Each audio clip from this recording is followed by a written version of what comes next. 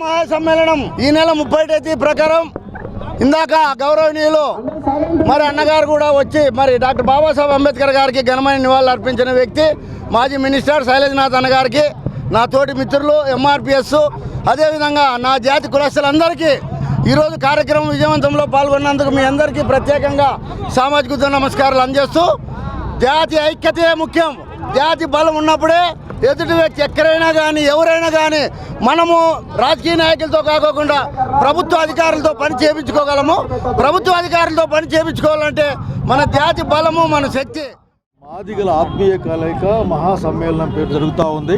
రాజకీయంగాను, ఆర్థికంగాను, సామాజికంగాను బాబాసాహెబ్ అంబేద్కర్ యొక్క ఆశయాలు, ఆయన యొక్క భిక్షతో వచ్చిన అనేక కార్యక్రమాలని ముందుకు తీసుకెళ్లాల్సిన అవసరం ఉంది.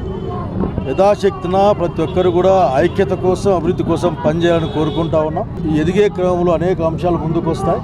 వాటిని అందరూ కూడా పెద్దల యొక్క సహకారంతో వారి యొక్క ఆలోచన మేరకు నడుచుకుంటే ఖచ్చితంగా కోల్పోయిన ప్రభావాన్ని అట్లాగే సంపాదించుకోవాల్సిన అనేక అంశాలను రాజ్యాంగబద్ధంగా సంపాదించుకోవడానికి వీలుంటుంది.